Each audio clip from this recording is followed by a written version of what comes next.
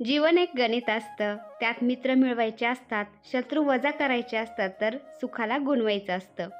दुःखाला भागायचं असतं आणि उरलेली बाकी असते ती आपलं जीवन असतं. हाय हॅलो नमस्कार, मी छाया आपल्या सर्वांचं आपल्या आणखीन एका नवीन व्हिडिओमध्ये अगदी मनापासून स्वागत करते.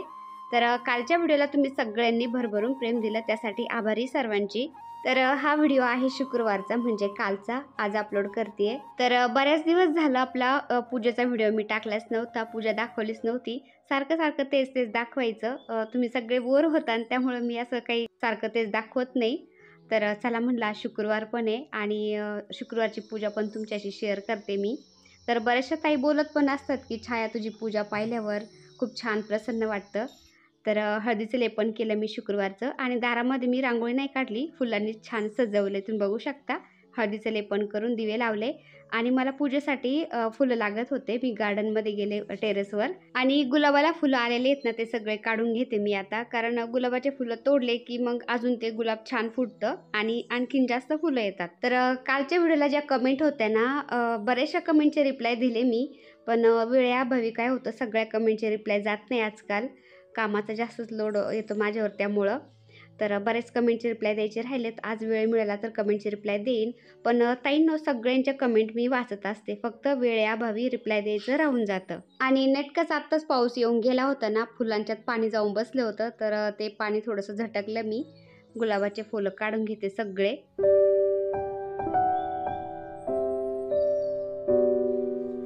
आणि ह्या वर्षी मे महिन्यातच इतका छान पाऊस झालाय ना, त्यामुळं बाहेरची धूळ सगळी बसल्या गेली. बाहेरची धूळ काही घरामध्ये येत नाही आता.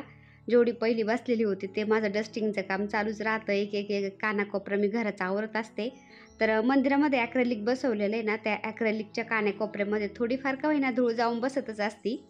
तर ते सगळं मी पुसून घेतलं, मंदिरामधले कपडे बदलले आणि आपला हा इलेक्ट्रिक लायटर मागवलाय ना मी, तर त्यांनी दिवे लावायला बरं पडतं, तुम्ही बघू शकता. आणि आता तर पावसाळा चालू झालाय ना, पावसाळ्यामध्ये माशीच्या डब्बीचा खूप प्रॉब्लेम येतो. ते असं सादळ्यासारखं होतं ना, ते माशीच्या काड्या, तर त्या काही केल्याने ओढल्या जात नाही, त्यामुळं हे लायटर बरं पडतं. काय 150 रुपयाला आहे फक्त, चार्जिंग केली की ते पुन्हा चालायला लागतो.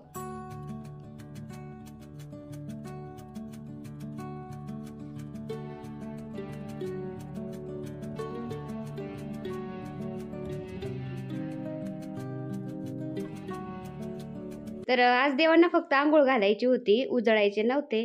त्यामुळं मी अंघोळ घालून मंदिरामध्ये देवांना स्थान दिलं आता. आणि आता अष्टगंध, हळदी-कुंकू, फुलं वाहते आणि गुलाबाचे फुलं सगळे आपल्या गार्डनमधले येतं. पण शेवंतीचे फुलं फौजी साहेबांनी बाजारातून आणलेत. कारण जास्वंदीला जे फुलं होते ना, वारं पाऊस चालू आहे सध्या, ते जास्वंदीचे फुलं सगळे खराब होऊन जातात. आणि गलांड्याला पण सध्या फुलं नाही येतं, त्यामुळं बाजारातून जरा फुलं आणलेत आणि गुलाबाच्या आपल्या गार्डनमधलेच आहेत. आणि कलश पण घासून पुसून घेतलाय मी, आता पाण्याने भरून घेतलाय, थोडंसं गंगाजल मिक्स केलं त्याच्यामध्ये आणि कलशावर आता स्वास्तिक काढते. आणि आपल्या नागवेलीला छान पानं यायला लागलेत ना आता, तर नागवेलीचे पानं तोडून आणायला सांगितले मुलाला मी आता.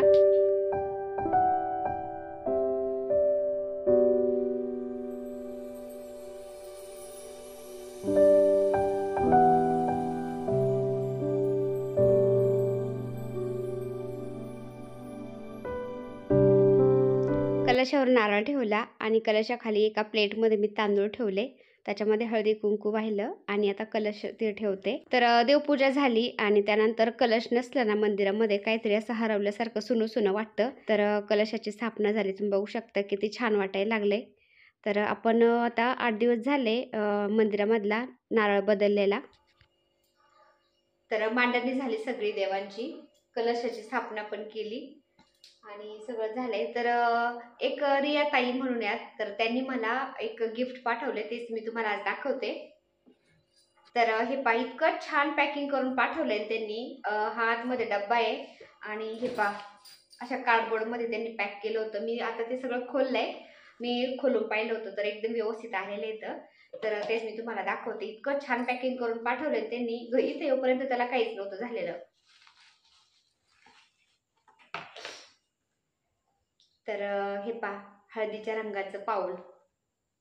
तर हे पहा, हे असं याच्यावरती ठेवायला पण आहे. तर याच्यामध्ये आपण हळद भरू शकतो, हळदी कुंकू ठेवता येतं, पण मी याच्यात काही हळदी कुंकू वगैरे ठेवणार नाहीये. हे पहा, किती छान वाटते. हे हळदीच्या रंगाचे पिवळं आणि लाल पण ते पण दाखवते. मोत्यांनी सजवलेलं खूप खूप भारी वाटते. आणि हे पहा, याच्यावर पण असं झाकण ठेवायला, याच्यामध्ये आपण कुंकू ठेवू शकतो आणि असं झाकण पण ठेवू शकतो.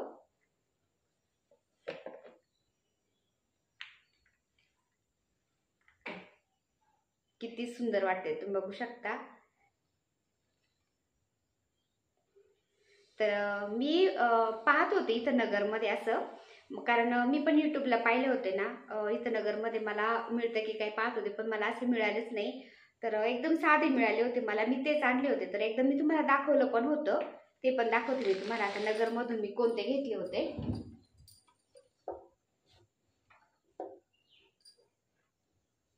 हे पहा. इथं नगरमधून मी घेतले होते, एकदम साधे मिळाले होते मला. असं काही त्याला म्हणजे डेकोरेशन वगैरे केलेलं नव्हतं त्याला, म्हणजे फक्त कलर दिलेला आहे आणि सिंगल सिंगल नाही येते, असं जॉईंट आहेत. तर असेच मी घेऊन आले होते जे मिळाले ते, कारण मी भरपूर ठिकाणी पाहिलं होतं ना, मला असे मिळालेच नाही. तर फायनली मला आता रियाताईंनी पाठवून दिलेत ना पाऊल, मला इतके आवडले ना काय सांगायचं. म्हणजे माझं ते पाऊल पाहूनच एकदम मन प्रसन्न होऊन गेलंय. मस्त, मलाच इतके आवडलेत ना हे. तर आशा करते तुम्हाला पण नक्कीच आवडले असतील. तर रियाताईंचा नंबर मी खाली डिस्क्रिप्शनमध्ये देते आणि स्क्रीनवर पण देते. तुम्हाला मागवायचे असेल तर तुम्ही मागवू शकता त्यांच्याकडून.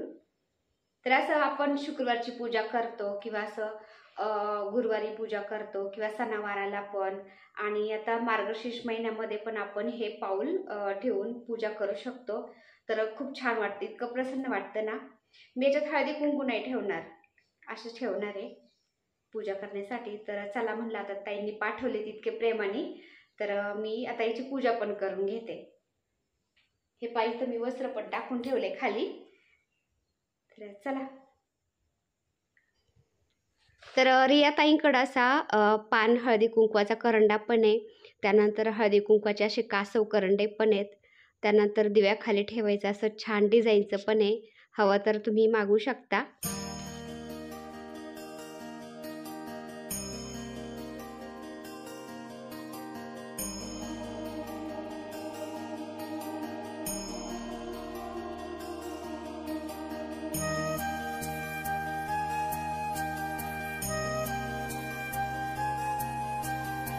तर देवपूजा झाली, तुम्ही बघू शकता आपलं मंदिर किती किती छान वाटतंय ना. आणि त्याच्यामध्ये लाल पिवळं कलर कॉम्बिनेशन कपड्याचं, फुलांचं आणि पावलांचं, आणखीनच मंदिर एकदम छान वाटायला लागले. तर गुरुवारी शुक्रवारी असं मी छान देवपूजा करत असते ना, जास्तीचे दिवे लावत असते. तर इथं खाली पण दिवे लावते मी आता बोळक्यावरती छोटाले. तर एकदम छान वाटतं. असं मला देवांचा साज शृंगार करायला इतकं आवडतं ना. मला असं होतं की मी आणखीन काय करू शकते, आणखीन त्याच्यामध्ये अजून काय काय करू शकते. तर मी असं शोधत असते आणि करत राहते. मनाला खूप छान वाटतं. असं नाही वाटत की आता हे जास्तीचं काम होते बाबा, जास्त वेळ लागतोय. देवांची देवपूजा करायची असलं, साज शृंगार करायचा असला, तर मी ना आवर्जून वेळ काढून ते मन लावून करत असते. मला एकतर देवपूजा केली ना मनापासून, मन एकदम माझं प्रसन्न होऊन जातं. आणि दुसरं म्हणजे माझं गार्डनमध्ये कोणतं झाड लावलं, त्यानंतर झाडांच्यात थोडासा टाईम स्पेंड केला, झाडातून चक्कर मारून आले, झाडं पानं फुलं पाहून आले ना, माझं मन एकदम प्रसन्न होऊन जात असतं. तर बाकीचं मला बाहेर कोणी फिरायला न्या नका नेऊ, काहीच हरकत नाही, पण मला असं देवपूजा आणि माझं गार्डन एवढं असलं की माझं घर म्हणजे मला स्वर्ग वाटतं.